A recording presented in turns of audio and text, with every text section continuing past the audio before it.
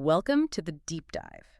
Today, we're stepping away from, the everyday grind for a bit. Yeah, we're going deep, really deep. We're looking at the basic architecture of, you.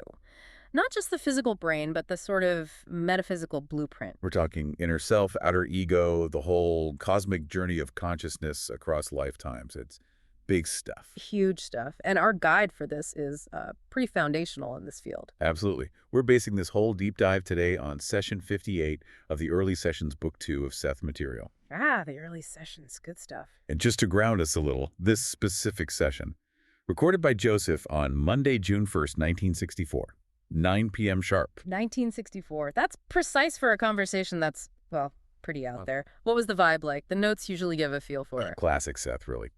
Incredibly deep material, but also relaxed, a bit mystical. And it kicked off with Seth having a little fun. Fun? How so? Well, apparently Jane Roberts-Rubert, as Seth calls her, was a bit nervous getting started. Understandable, I guess. And Seth just immediately picked up on it, found her little habits most enjoyable. He actually opened by saying he was amused by Rubert's little tricks. Like what? Specifically, watching the minutes. Yeah. Seth found it hilarious and was confident Rubert would keep doing it in this hilarious fashion. Huh. That's brilliant. A cosmic entity pausing the transmission to gently rib the medium about being a clock watcher. That's the ultimate chill, isn't it? It really sets a unique tone, but, there was a point underneath the joke. Always is with Seth. He acknowledged that this very caution and ego strength, this sort of disciplined focus on the external, actually helped them. It benefited the quality of the session. How so? Because it meant the outer ego, Rubert's personality, was strong enough to handle the intensity of the information coming through without getting, overwhelmed. Okay, so that rigidity, that carefulness wasn't a bug, it was a feature. It kept the channel clear and safe. Yeah. That's kind of counterintuitive. It really is. And it's a perfect lead-in to what we're tackling today, our mission, if you will. Our mission. Right. Let's lay it out. We're going to follow that blueprint Seth started sketching out. We'll explore this, split the inner ego versus the outer ego, understand why physical life, this camouflage venture, as Seth puts it, is even necessary. Camouflage venture. I like that. And then we get into the really mind-bending part, the possible destinies for that outer ego after this life. It's not just lights out. Sounds like essential listening for anyone trying to figure out what they're doing here. And just quickly, before we jump in this deep dive, all our work is free. Absolutely. Distributed free of charge, all major platforms, purely for educational purposes. We really want these ideas out there. Okay, let's dive in. The architecture of the self. Right, so let's talk about this basic unit of consciousness, what we might casually call the soul. Seth breaks it down into, two main operating parts. And the big boss, the command center, the timeless bit, that's the inner ego. Exactly. Think of the inner ego as the central hub. It holds all the energy, all the experience across every possible time, space, dimension. It directs the whole energy field of the self. Wow. It's got this condensed understanding, and it directly participates in the universe as a whole. It knows everything, basically, but it's always seeking more expansion. Okay, inner ego is mission control.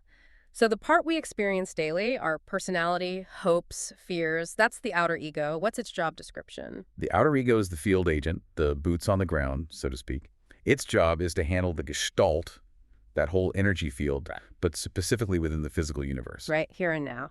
Seth says it's much more tied to physical properties, focused on survival, what the senses pick up, the material world. Its focus has to be narrow, specialized for this kind of dense reality. That specialization makes sense. But if it's so tied to the five senses, how does it ever access that deeper knowledge from the inner ego? Does it just, wait until this life is over? Not necessarily. And this is where the setup is actually really clever. The outer ego can directly experience inner reality even while it's still here in the body. How? It takes what Seth calls a change of focus. The outer ego has to consciously decide to align itself with the inner ego. It needs to focus its inner senses instead of the outer ones. Inner senses, like intuition, gut feelings, or something more? Probably encompasses all of that and more. It suggests a deliberate shift. Maybe deep meditation, intense creativity, moments of revelation. And why is this the best way to do it? Seth calls it by far the most advantageous method. The key reason. The outer ego stays conscious during the experience. It doesn't just black out. Ah, so it remembers. Exactly. It can then take that profound inner knowledge and consciously use it back here in the physical world. That integration is what really benefits the whole self most effectively. So enlightenment isn't about escaping the physical. It's more about bringing the cosmic down to earth, using the outer ego as the translator. That's a great way to put it. But we all know this ideal connection often doesn't happen, right? Things get messy. Yeah, what goes wrong? If the goal is this smooth communication, what happens when they're not on the same page? That's exactly when problems start. Seth says difficulty arises when the inner and outer egos pursue directly opposed viewpoints and different aims and goals.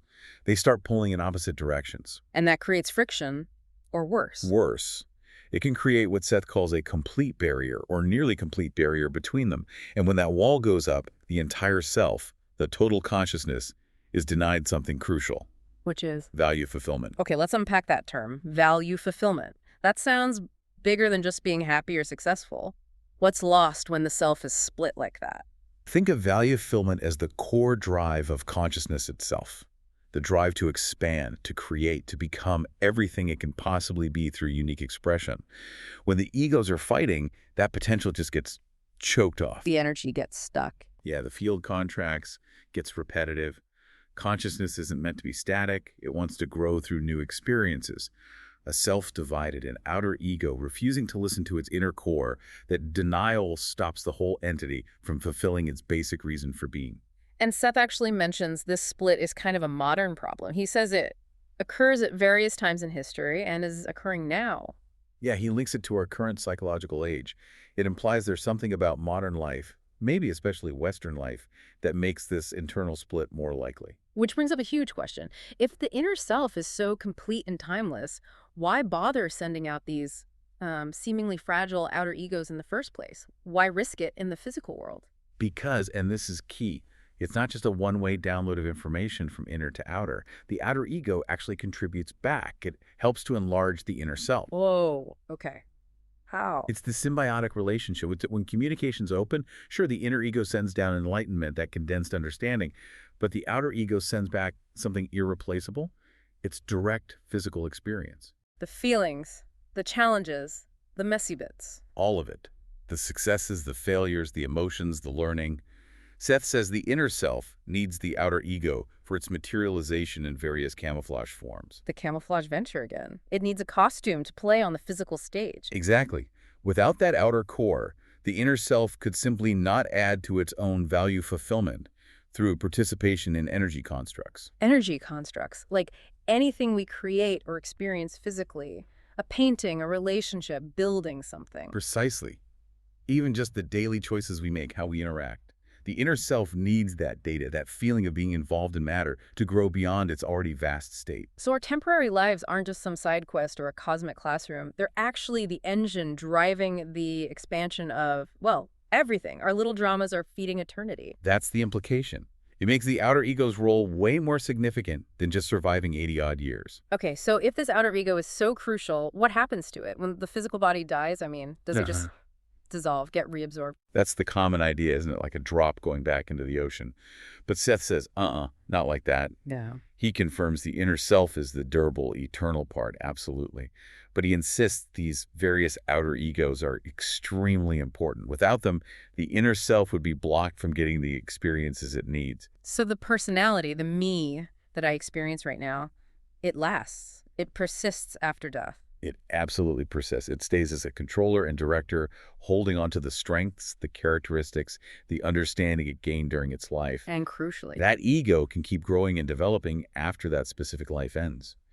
Its potential depends on its own abilities and, most importantly, how well it learned to communicate with the inner self. It remains a distinct point of consciousness. Wow. That changes things. We're not just erased. We're like a finished project ready for the next phase. Kind of, yeah. Yeah. A durable structure. Yeah. And Seth lays out basically three main paths or options for this persistent ego. Let's start with the most common one. Option one. Option one, the consistent reincarnator. This is the path most egos take, at least for a while. The default setting, maybe. What does that look like? These egos tend to choose to come back to the same plane of existence like Earth because it's familiar. They keep their identity. They remain that same recognizable ego. Then they come back to face new challenges? Yeah, but also to work on old problems, balance things out. But the key is the type of problems are still related to manipulation, and physical construction. They haven't quite finished the curriculum for this level of reality. Still got homework on the Earth plane. And Seth mentions specific requirements for this plane, doesn't he? Almost like prerequisites. He does. He notes that this kind of physical challenge requires certain experiences, a full childhood, motherhood, fatherhood, etc. These are seen as sort of minimum developmental stages for growth within this specific reality framework. And the past lives. The info is still there, in the subconscious. It can be accessed.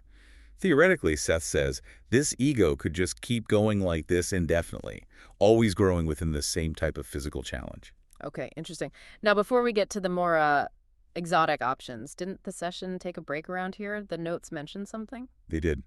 Right around 9:41 p.m., just as Seth was outlining these destinies, you can imagine the intensity in the room. Must have been draining for Joseph, taking it all down. For sure. And Seth, ever the perceptive one, noticed the strain. He actually paused and apologized to Joseph. Apologized, Seth. Yeah. Said something like, "Do forgive me, I'd forgotten your break." And then added, with that characteristic humor, "I will have to remember to give you an example of my peculiar brand of humor, since you look so serious, Joseph." Huh. That's fantastic. Even a cosmic consciousness knows you need coffee breaks. It grounds it all somehow. Makes the next part even more impactful, knowing it came through such human channels. Exactly. Let that seriousness settle, then let's look at where things can go beyond just coming back here. Okay, so moving beyond the consistent reincarnator, what triggers that shift? How does an ego qualify for these exceptional paths? The key seems to be that communication channel with the inner self. Once that's really open and clear, the outer ego starts to understand its own bigger potential. It realizes it doesn't have to keep doing laps on the same track. It sees other possibilities, Got like it. option 2, the great originator. Sounds impressive. It is. We're talking about those figures who really changed the course of history here. Like, Seth gives examples like a Buddha, a Christ, maybe a Michelangelo or a Da Vinci. These are exceptional egos that do choose to return to the same plane, Earth in this case, but with a totally different job. not just personal growth this time. No, their purpose is much bigger. It's about massive lasting change for the whole civilization. They bring that deep knowledge from the inner self, the necessary enlightenments, and use it to create lasting and original innovations. Things that fundamentally shift how people think or live. Exactly. Their work becomes a catalyst for the collective consciousness. They shake things up on a grand scale. And then what happens to that ego after that one massive lifetime? Do they come back again? Seth says no. They do not reincarnate again on that plane. Why? Because they've effectively worn out their desires for the specific lessons and challenges that plane offers. Mission accomplished. So where do they go? They voluntarily give up their distinct ego identity. They choose to merge back into the inner self, becoming part of an added gestalt. They permanently boost the energy and ability of that core eternal self. Wow, so they become one with the source again, but they've added their unique world-changing experience to it. That's Yeah. a profound level of service. That's the ultimate contribution back to the whole. But there's another path, a third option, that's also exceptional but maybe more individualized. It still aims for expansion, but keeps its identity intact. Okay, what's option 3? Option 3, the birth of a new entity. This sounds like graduation day for the soul. That's a good way to think about it. In this scenario, which Seth calls the most extraordinary possibility, the highly developed outer ego. The personality that achieves so much here. Right. That magnificent outer ego chooses to become an inner ego itself. It graduates to become the central core, the mission control, for a whole new independent entity. Wait, hang on, let me get this straight. The personality, the me, developed over maybe dozens of lifetimes here on Earth, can become the timeless organizing center for its own family of future selves. That's exactly the scale of it. This new entity, which was once an outer ego, now functions as an inner ego. And it then starts sending out its own new outer egos to seek fulfillment and experience. Mind blown. Does this new entity come back to Earth? Usually not. Having mastered the lessons here, Seth says this new entity is often filled with impatience to explore totally different realities, new territories. So we'll generally pick new planes of activity, different planets, dimensions, densities, whatever's out there. That seems to be the tendency. It wants new challenges. Seth emphasizes this is the most extraordinary possibility because it allows the entity to experience a huge variety of realities, maybe even simultaneously, carrying the wisdom from all previous ones. But there's a catch, right? It's not automatic. Definitely not. Seth is clear. This requires the outer ego's understanding, its comprehension, to reach a certain degree. You have to really get the lessons of separation and duality before you can become the source for new experiences of it. You have to graduate before you can become the teacher. What makes this session so potent, I think, is how Seth doesn't just leave this as abstract cosmic theory. He brings it right down to Jane and Joseph, the people in the room. Yeah, it gets incredibly personal, doesn't it? Right. He basically tells them, look, this isn't just theoretical for you two. How so? He reveals that he, Rupert, Jane, and Joseph are all connected. They're offshoots of the same entity. Wow. From the same soul family. Essentially. Yeah. He says this shared origin is a big part of why the communication between them works so well. And he adds that their particular entity was strong, and many of its previous egos had already taken that path. Option 3, becoming new entities themselves. Meaning Jane and Joseph were advanced students, basically, facing that same choice. That's the implication. They were right on the cusp of that potential graduation. Yeah. Imagine hearing that. Staggering is the word. And then Seth gives them a pretty direct, high-stakes assignment for this life, doesn't he? He does. He tells them flat out, this lifetime is the one where you are to make your largest contribution. No pressure, right? Seriously. And he really focuses on Joseph, the artist who is taking the notes. Intensely.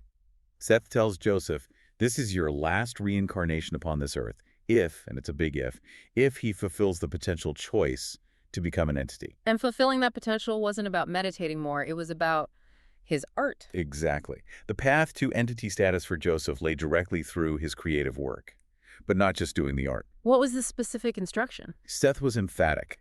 Joseph must paint, using all his powers, pouring everything he learned about humanity, the good, the bad, the ugly, into his work. But the real key, the thing that would trigger the birth into entity status, was commitment to the world. Meaning? Seth insisted. You must make an effort to have your work seen. You must send it out, and in this you will find birth. So creating it wasn't enough. He had to share it, put it out there. The act of showing was as important as the act of making. Absolutely crucial. The painting itself is an energy construct, remember. It needs to be released to interact with the physical world to complete its purpose. It's the final step of the creative birth process. And Seth even said why it was important for others. He did. He said Joseph's work would help to create something in the hearts of men that will not be there until they see your work. It wasn't just about aesthetics. It was about providing a necessary psychological or emotional catalyst for other people. That's a heavy responsibility. Did Seth offer any support? Like, how are they supposed to manage this huge task? Yes, and this is huge. He tied it directly to energy. He assured them both, you will find more energy at your disposal as you use it for this purpose. Ah, the energy principle again. Use it and you get more. Precisely. The energy supply isn't some fixed tank you drain. It flows in direct response to the commitment and scale of your creative purpose. The bigger the mission, the more energy becomes available. It's hard to grasp the intensity of receiving that message.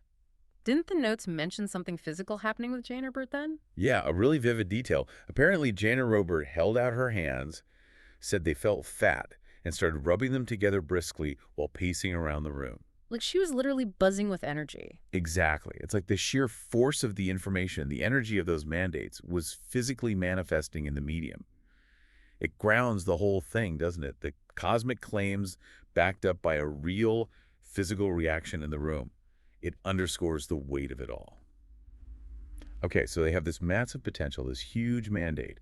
What practical advice did Seth give them for actually living this, for managing the path towards entity status day to day? It seems to boil down to balance, right? A really specific kind of balance. Absolutely. The core advice for both of them centered on finding this dynamic synthesis between two forces that seem like opposites: passionate involvement with the world and disciplined isolation for the work. That's the eternal struggle for anyone creative, isn't it? How do you engage with life enough to have something to say, but protect your focus enough to actually say it? Seth nails it. He stresses this mix can't be static. You can't lean too far one way or the other for too long.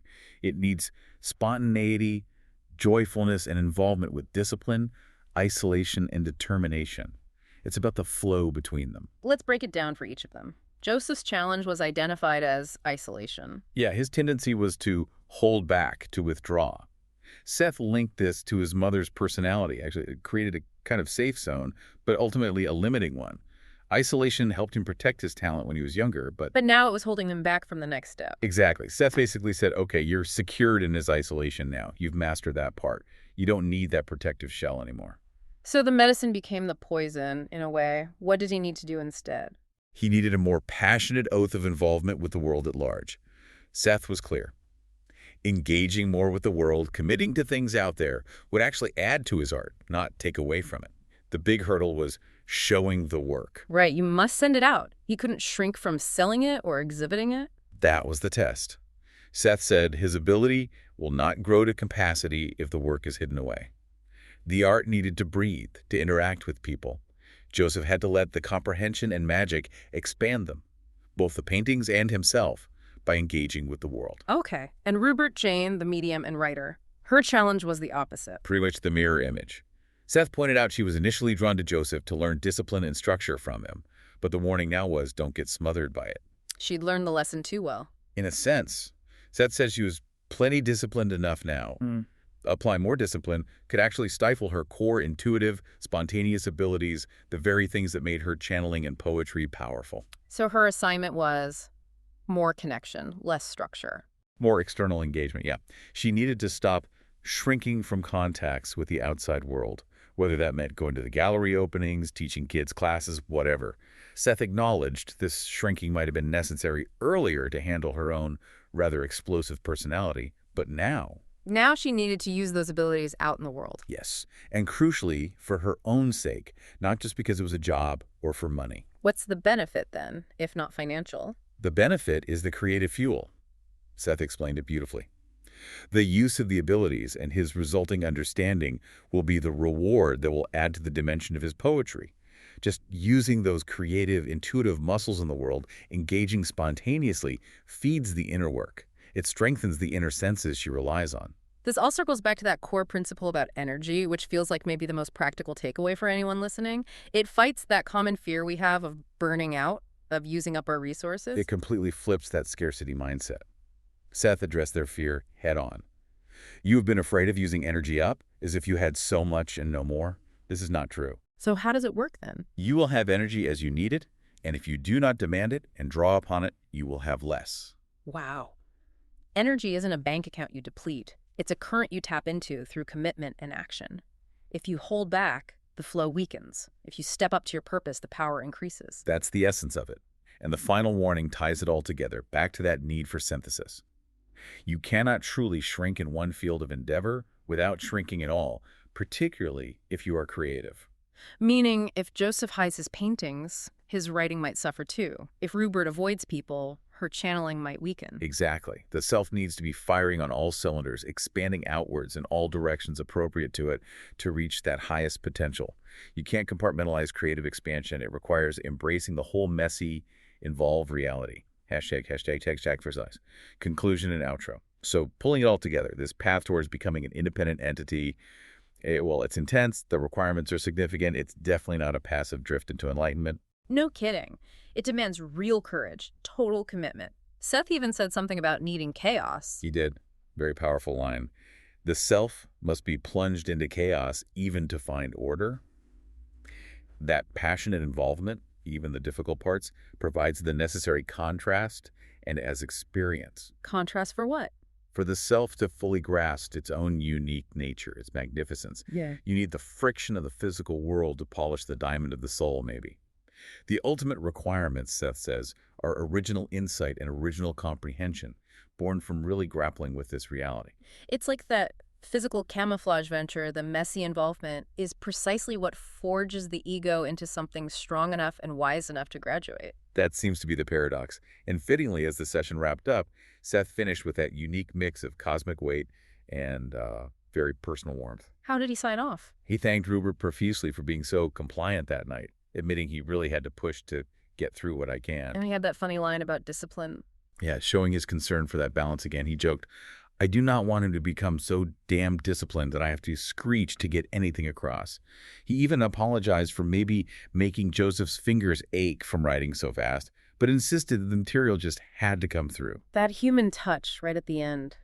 It makes the whole cosmic framework feel strangely more real, more accessible. It really does. A profound session, no doubt about it. So, okay, what's the final takeaway for you listening right now? If this outer ego, our personality, is so important that it shapes the eternal inner self, if our time here actually enlarges the timeless entity we're part of, Yeah. then maybe we should consider. Consider that energy principle again. Yeah. If it's true that we get more energy by demanding it and using it for our deepest creative purposes, and if maybe, just maybe, this life holds the potential for our largest contribution. Then how are our daily choices shaping that larger reality? When we choose involvement or when we choose isolation, are we expanding that timeless entity we're connected to? Or are we maybe kind of stunting its growth by holding back? Our reluctance to fully use our abilities, to share our work, to engage, could it be holding up something much bigger than just our own personal fulfillment in this lifetime? Definitely something to chew on. We really encourage you, if this resonates, to dive into the source material itself. Absolutely. This was session 58, found in the early sessions books of the Seth material.